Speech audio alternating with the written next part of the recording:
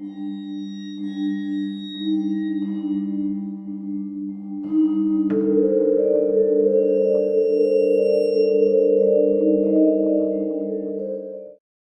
a quiet town nestled deep within the Appalachian Mountains, a series of mysterious disappearances had been happening for years, though few outside the local community knew about them.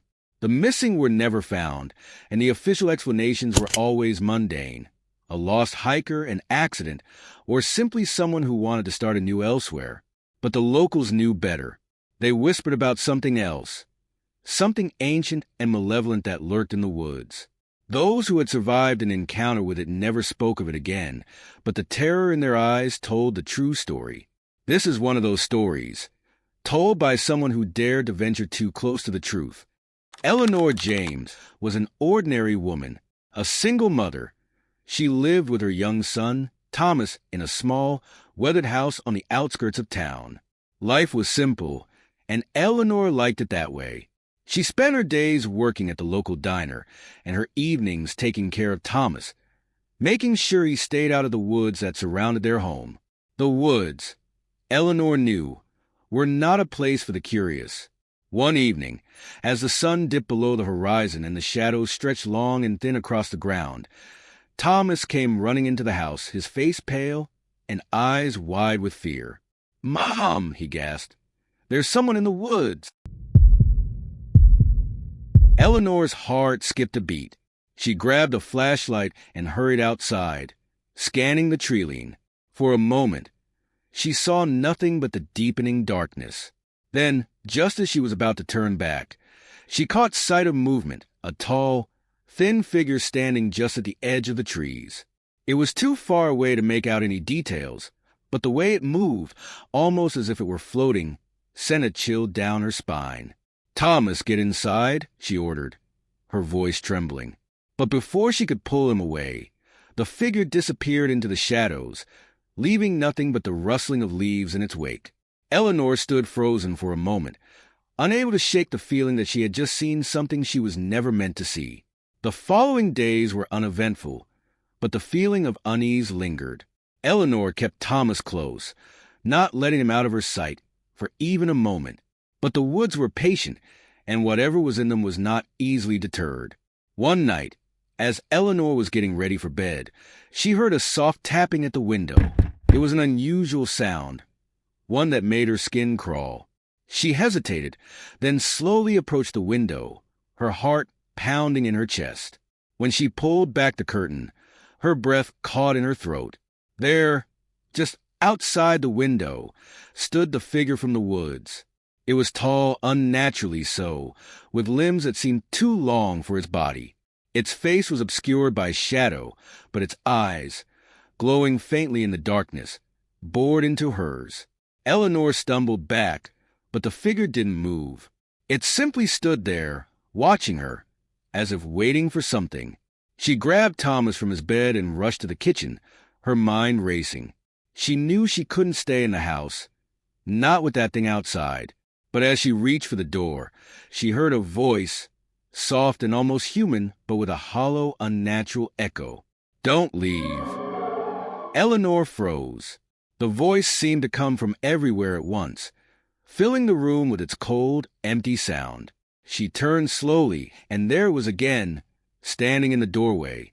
This time, she could see its face, pale, featureless, and impossibly smooth.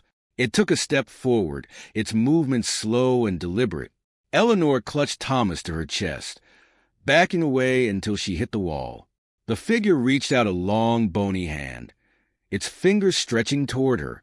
But then, just as suddenly as it had appeared, it stopped, its head tilted slightly, as if listening to something only it could hear. And then, without a word, it turned and walked out the door, disappearing into the night. Eleanor didn't sleep that night. She sat in the corner of the kitchen, clutching Thomas and listening to the sounds of the night, waiting for it to return. But it never did. The next morning, Eleanor packed up what little she had and left town with Thomas. She never spoke of what happened that night, not to anyone, but the memory of those hollow eyes, that unnatural voice, haunted her every waking moment. She knew, deep down, that whatever that thing was, it wasn't human, and she knew it wasn't done with her. Years passed, and the memory of the encounter faded into a distant nightmare. But Eleanor couldn't escape the feeling that she was being watched. Every so often, she would catch a glimpse of something out of the corner of her eye. A tall, thin figure standing just at the edge of the shadows, watching, waiting. She had escaped once, but she knew that one day it would return. And this time, it wouldn't let her go. Eleanor was never heard from again after she and Thomas moved away. Some say she disappeared into the woods one night, never to be seen again. Others claim she left town, changed her name, and tried to start a new life far from the mountains. But those who knew the truth whispered that the thing in the woods had finally come for her, and they knew that as long as the woods stood, it would never stop searching for those who had seen it. For the inhuman doesn't forget, and it doesn't forgive. And sometimes the untold stories are the ones that should never be heard. The coastal town of Gray Harbor had always been a place of mysteries. Located on a rugged stretch of shoreline where the Atlantic Ocean met jagged cliffs, it was a town perpetually shrouded in mist, with waves that crashed against the rocks like the heartbeat of some ancient, slumbering beast. The locals knew the sea was unforgiving, claiming many a ship and sailor over the centuries. But there was something else, something far more sinister, that emerged when the storms rolled in. It was said that when the winds howled and the sea turned black, a creature would rise from the depths. Those who claimed to have seen it were either dismissed as mad or never lived to tell the tale. But there were whispers in Gray Harbor, whispers of a monster that walked among the waves, a thing not of this world. This is the story of one such encounter, where the boundaries between myth and reality blurred, leaving behind a haunting memory that would never be forgotten. The storm came without warning. 1 minute, the sky was clear, and the next, it was as if the heavens had opened up, unleashing a torrent of rain and wind upon the town. The fishermen scrambled to secure their boats, and the townspeople hurried to their homes. But the storm had already swallowed Gray Harbor in its fury. Martha Beckett was one of the few who remained outside, her old raincoat flapping in the wind as she tried to board up the windows of her small cottage overlooking the sea. She had lived in Gray Harbor all her life and had seen many storms, but there was something different about this one. The air felt heavy, charged with a sense of dread that made the hairs on the back of her neck stand on end. As she struggled with the last plank, a flash of lightning illuminated the shoreline, and Martha froze. There, standing at the edge of the water, was a figure, a tall, misshapen silhouette that seemed to sway with the wind. It was too large to be human, and yet it stood on 2 legs, watching the town with an eerie stillness. Martha's heart raced as she backed away, but her eyes were locked on the figure. It moved then, slowly at first, as if testing its limbs. The storm roared around it, but the figure remained unaffected, its gaze fixed on Martha. And then it began to walk, each step deliberate and heavy, leaving deep impressions in the sand. Martha stumbled into her cottage, slamming the door behind her and bolting it shut. She knew she couldn't stay there, not with that thing out there. She grabbed her flashlight and headed for the back door, but as she reached for the handle, a deafening knock echoed through the house. It was at the front door. The knock came again, louder this time, rattling the entire cottage. Martha's hands trembled as she backed away, her mind racing. She had no doubt that whatever was outside wasn't human. She could feel its presence, a cold, suffocating aura that seeped through the walls. For a moment, she considered making a run for it, but the storm outside was too fierce, and she knew she wouldn't make it far. Instead, she grabbed the old hunting rifle her late husband had kept in the closet, though she doubted it would be of any use against what was out there. The knock came again, and then, impossibly, the door began to creak open, the lock and bolt straining against the force behind it. Martha raised the rifle, her heart pounding in her chest. She didn't know what she was about to face, but she knew it wasn't something she could fight. And then the door burst open. What stood in the doorway defied all reason. It was a creature of the sea, a twisted amalgamation of man and fish. Its body slick with water and covered in barnacles and seaweed. Its eyes were large and black, devoid of any emotion, and its mouth was filled with rows of jagged teeth that seemed to stretch impossibly wide. The thing stepped into the cottage, its webbed feet leaving puddles of water on the wooden floor. Martha raised the rifle, but the creature moved with unnatural speed, knocking the weapon from her hands with a single swipe of its clawed hand. It loomed over her, its breath cold and reeking of salt and decay. Martha stumbled back, but there was nowhere to run. The creature's eyes bore into hers, and for a moment she felt a strange connection, a glimpse into a mind that was ancient and filled with a deep, unrelenting hunger. It spoke then, in a voice that was more like the grinding of stones than actual words. "You have seen me, and now you belong to the deep." Martha tried to scream, but the sound was caught in her throat. The creature reached out, its claws wrapping around her arm with a grip like iron. She could feel the cold seeping into her bones, a darkness pulling her down into the abyss. But just as suddenly as it had appeared, the creature released her, stepping back into the storm. It turned, its black eyes locking onto hers one last time, before it disappeared into the night, swallowed by the howling wind and rain. Martha collapsed to the floor, trembling uncontrollably. The storm raged on outside, but she knew that it wasn't the wind or the rain she needed to fear. It was a thing in the storm, the creature that had come from the depths to claim her, and it wasn't done with her yet. Martha never spoke of what happened that night, not to anyone, but she knew the creature would return. It had marked her, and she could feel its presence lurking just beyond the edge of her consciousness, waiting for the moment to drag her into the sea. The storm passed, and Gray Harbor returned to its quiet routine, but Martha was never the same. She became a recluse, never venturing far from her cottage, and the locals whispered that she had gone mad. But Martha knew the truth. She knew that the storm had brought something to Gray Harbor, something that wouldn't rest until it had claimed her. She spent her days watching the sea, waiting for the next storm. And when it came, she would be ready to face the thing in the storm, even if it meant the end. Martha Beckett was found dead in her cottage several months later, her body cold and stiff, as if she had been submerged in freezing water. The door was wide open, and the storm outside had begun to tear through the town once more. The locals buried her on the cliffs overlooking the sea, but the whispers never stopped. They knew that the storm had taken her, just as it had taken others before her, and they knew that one day it would return, bringing with it the creature from the deep. For in Gray Harbor, the sea was not the only thing that was unforgiving, and the thing in the storm would always find its prey.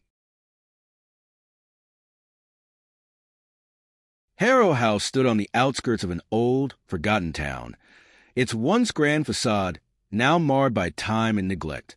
The mansion had a reputation, whispered about in hushed tones among the townsfolk. It was said to be cursed, haunted by entities that defied explanation. The last family to live there vanished without a trace, leaving only eerie legends in their wake. The house had been abandoned for decades, but the local legend persisted.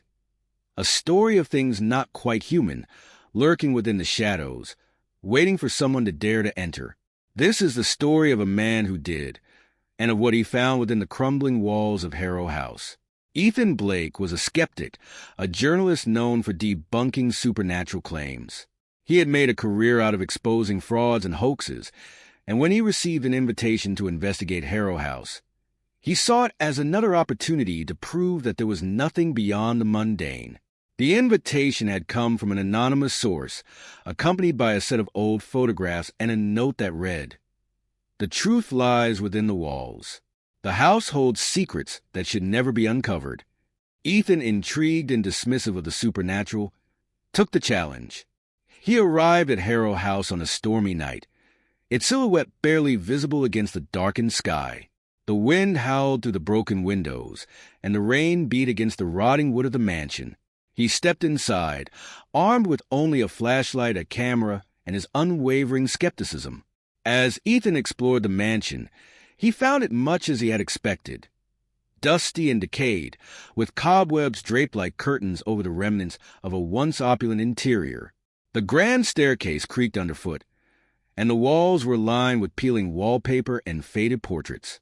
He began his investigation in the library, where old books and manuscripts were scattered across the floor. Among the debris, he found a journal, its leather cover cracked and worn. The entries were written in a shaky hand, detailing the experiences of the last inhabitants of the house. Strange noises, flickering lights, and encounters with shadows that seemed almost alive. One entry, in particular, caught Ethan's eye. "They are not like us. They watch and wait. The house is alive and it wants us." Ethan felt a shiver run down his spine but dismissed it as the result of his own imagination. He continued his exploration, moving through the mansion's many rooms, each more unsettling than the last. The temperature dropped noticeably as he entered the basement, where he found an old altar covered in dust and cobwebs. Strange symbols were etched into the stone, and a faint, unearthly glow seemed to emanate from them. As Ethan examined the altar, he heard a noise, a soft, scratching sound coming from the walls. He turned to find the source, but the sound stopped as suddenly as it had begun. He felt a growing sense of unease, a feeling that he was not alone in the house. Suddenly, the lights flickered and the temperature dropped even further. Ethan's breath formed clouds in the cold air. Shadows danced along the walls, twisting and writhing in shapes that defied description. The house seemed to come alive, its creaks and groans now sounding like whispers of unseen entities. Then he saw them. Figures emerging from the shadows, their forms indistinct and shifting. They were tall, thin, and their features were blurred, as if they were not fully materialized. Their eyes glowed with an eerie light, and their presence radiated a sense of dread that made Ethan's heart race. One of the figures stepped closer, its form becoming more defined. It had an elongated face with hollow eyes and a mouth that stretched into a grotesque, silent scream. The entity raised a hand, and Ethan felt an icy grip around his throat, constricting his airways. Desperate, Ethan fumbled for his camera, trying to capture evidence of the entities. But as he raised the camera, the figures seemed to move closer, their forms becoming more solid and threatening. The shadows converged on him, filling the room with a suffocating darkness. Ethan struggled, trying to break free, but the grip tightened. He could feel his strength waning as the entities seemed to feed on his fear. His vision blurred, and he felt as though he was being pulled into the shadows, becoming one with the darkness. When the townsfolk found Harrow House the next morning, they discovered Ethan's camera on the front steps, its memory card missing. The mansion was silent, its eerie atmosphere now replaced by an unsettling calm. Ethan himself was nowhere to be found. The police investigation turned up no clues, and the mansion was sealed off, its reputation as a cursed place only growing stronger. Those who dared to approach the house reported seeing fleeting glimpses of shadowy figures moving within its windows, but no one was brave enough to enter. Ethan's disappearance became another entry in the town's long list of mysteries. His colleagues were left to wonder what had truly happened to him, but the camera's memory card was never recovered, and the only evidence of Ethan's last moments was a series of blurred, indistinct images, shadows, and darkness, with no clear explanation. Years later, Harrow House still stands, a silent testament to the unknown. The stories of the entities that dwell within its walls continue to circulate, with new tales emerging from those who venture too close. The mansion remains a place of fear and intrigue, a reminder that some secrets are better left undiscovered. And as for Ethan Blake, his fate serves as a chilling warning to those who seek to uncover the truth behind the inhuman and the inexplicable. For in the darkness of Harrow House, the things that watch and wait are never truly gone. They are simply waiting for their next visitor. Growing up, my family's house had a room that we didn't use as much as all the other rooms. Days on end it would sit empty and none of us paid it any notice. Even during parties, guests avoided the room as if off limits, even if it never really was. When my family moved out did I realize how little that room was used, and I promised myself that I would never have a room like that. I didn't know how easy it was to forget a room. This year, I decided enough was enough. It had been easy to let certain rooms sit unused when it was just me and my dog, Camila, living in the house. It was time to use my rooms for the functions I had set them up for. The main culprit was the center room with my drum kit, my music room. I made a plan to practice drums regularly and put it all on my whiteboard. Mondays and Wednesdays were now my drumming days. Resolution made, I went through and gave the house a thorough cleaning. 2 full days of scrubbing, spraying, and sweeping. The first day, Camila ignored me, preferring to lay on the guest bed which she's taken as her own. On the second day of cleaning, she started following me. I had just finished up with a second round of cleaning in the music room, and as I stepped out, Camila jumped off the guest bed and walked behind me. While never closer than 3 steps away, she made sure I was always in sight. I barely noticed since I was so involved in my cleaning. I only realized her reaction a couple of days later, because she never stopped following me. This was especially true on Mondays and Wednesdays after spending a good amount of time in the music room. I'd walk out and find Camila waiting to follow me through the rest of the day and into the evening, even sleeping within eyesight of my bed at night. During our walks, she would stay extra close to me, avoiding the plants and lawns that she normally sniffed. Despite Camila's misgivings, I found myself getting into the routine of drumming and enjoying all of my house for the first time. It felt truly lived in. I had a reason to keep it cleaner than before. Much like the narrator in Fight Club finding reasons to trim his nails and cut his hair during the week to prepare for the club, I took better care of the house. But the room I focused on cleaning the most was the music room. I spent twice as much time there than I did in any other room, despite it being one of the smaller rooms of the house.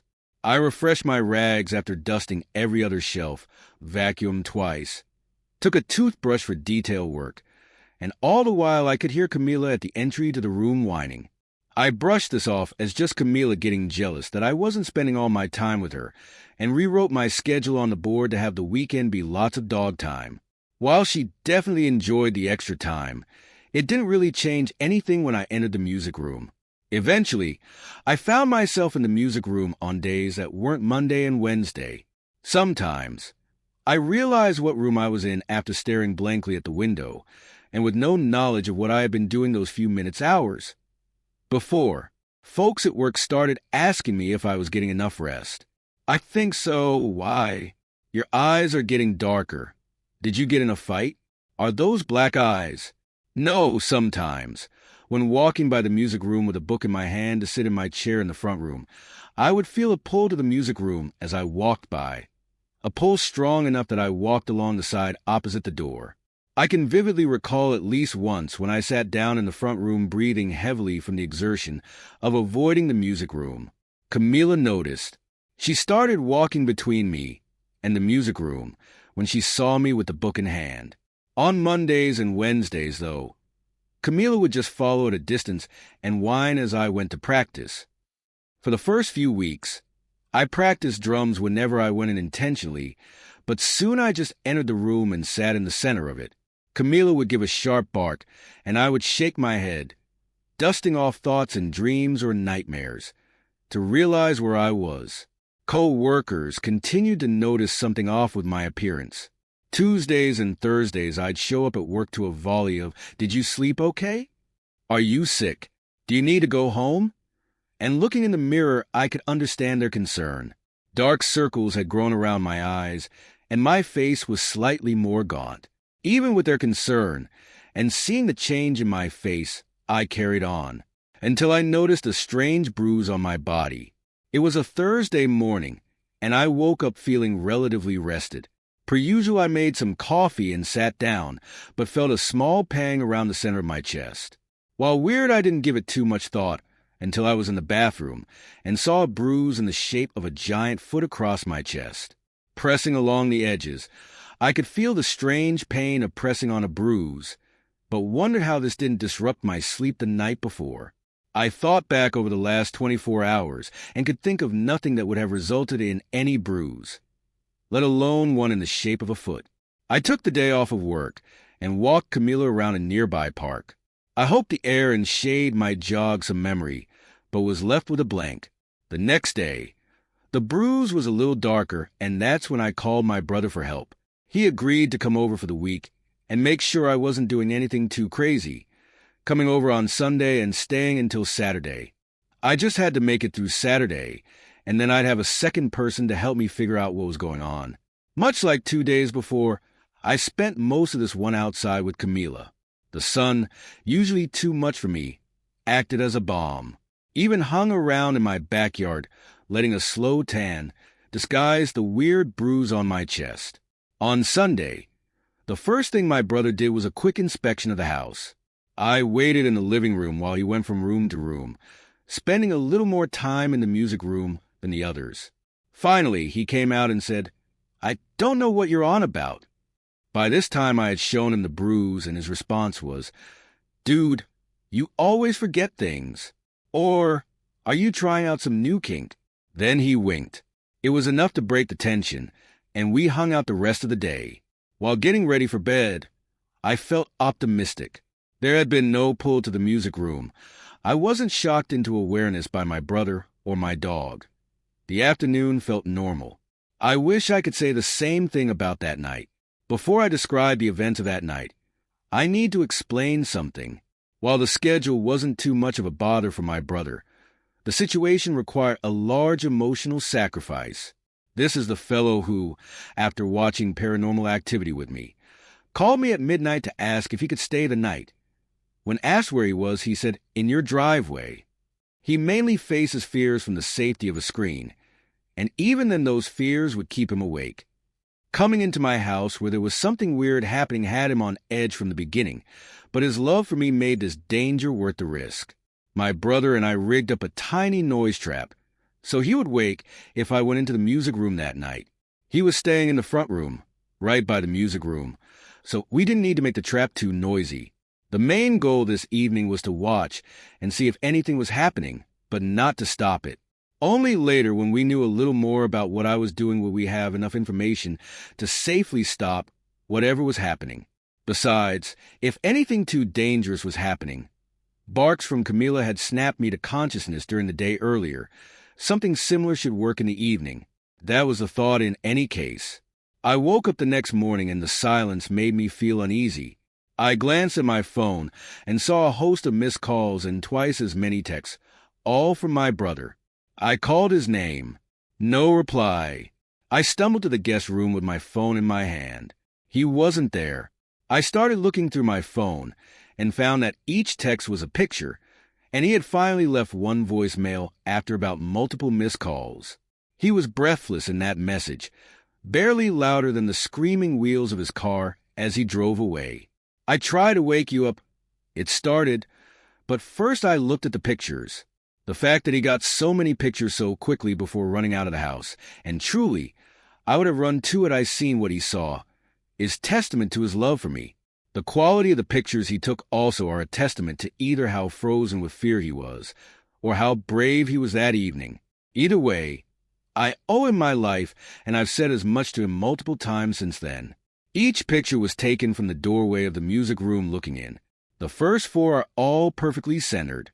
Each successive picture is slightly more off-center than the next, and the video was as shaky as Blair Witch Project. The room is dark with some light, reflecting off of the edges of the drum kit from the phone's flash. The only light is coming in from the window, and is a mix of moonlight and my neighbor's outdoor light. While eerie, the first picture could be seen as normal or serene in other circumstances.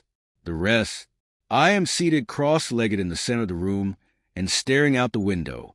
I am still cross-legged in the center of the room, but I'm now floating above the floor and staring out the window, cross-legged, with my back parallel to the floor, that I'm now easily a foot above, and my legs parallel to the window I have been staring at. Continuing the motion implied in the previous pictures, I'm still cross-legged, but now upside down. Then cross-legged with back parallel to ceiling, 6. Then, as if staring out the window, 7. Then back parallel to the floor in 8. So 9. On. 10. Pictures 11 through 15 were blurry and seemed to be taken in rapid succession, but I couldn't make out any clear details.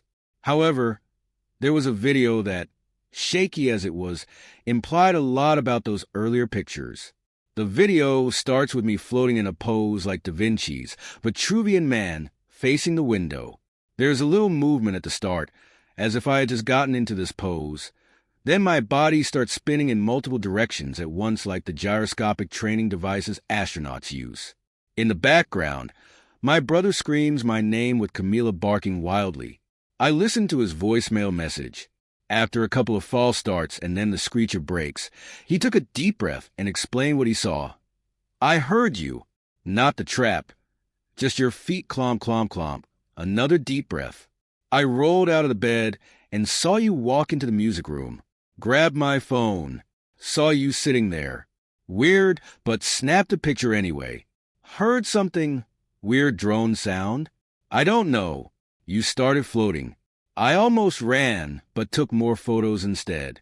You started spinning faster and faster, and I was getting nervous, so tried to call your name out. You didn't wake. I called you, and you didn't wake. Camila barked, and you didn't wake, and the noise got louder than just stopped." Another deep breath. "I started the video, and I couldn't stay as soon as I saw those eyes staring at me. I yelled your name once more, and then ran. Camila ran too, but she went to the side of the bed. She refused to come with me. I hope she's okay, but I knew I wouldn't be if I stayed. I made it to the front door and heard a bang. I'm sorry. I tried. I called him that day and told him he shouldn't apologize, that what he did was brave and full of love. I promised him to find a pet-friendly hotel after confirming that Camila was indeed okay, just incredibly nervous. I asked about the eyes he saw, but he refused to go into any more detail. I wish that was the last I knew about those eyes. As promised, Camila and I left the house for a full week. Given the lack of complaints from management, I'm guessing that there were no episodes there. Eventually, I was going to need to be back at the house for something, and I couldn't keep renting the room. My brother made me promise to keep the door to the music room closed, and as soon as I walked back into my house, that's exactly what I did. I looked at the schedule on the whiteboard that had started this whole adventure off and erased it. After a couple of weeks, where I kept the music room closed, and there were no signs that it had opened, nor was Camila anywhere near as nervous as before, I started to feel a little more secure. I opened the door to the music room with Camila at my feet. She didn't whimper. The air was just a little stale from lack of circulation. I figured this was a good time to empty the room. Every other day, I would go in for no more than 5 minutes to remove an item or two, which I then put in storage. It took a couple of weeks to fully remove and sell the things, but eventually I emptied the room. That day I felt triumphant. I looked at Camila, smiled, opened the window a little bit so there wouldn't be that stale air left in the room, then closed the door. And that is that. Camila tilted her head in that dog response of, "Okay, he's talking to me," then jumped on the guest bed. After another couple of weeks, I began to feel almost jovial for the first time all year. Last week, though, I woke up to a text on my phone from an unknown number and an open door to the music room. The text had 2 pictures. In the first, I'm standing in the middle of the now empty music room with my feet above the carpet, and I'm in the process of twisting, like I was trying to crack my back. My eyes are wide open.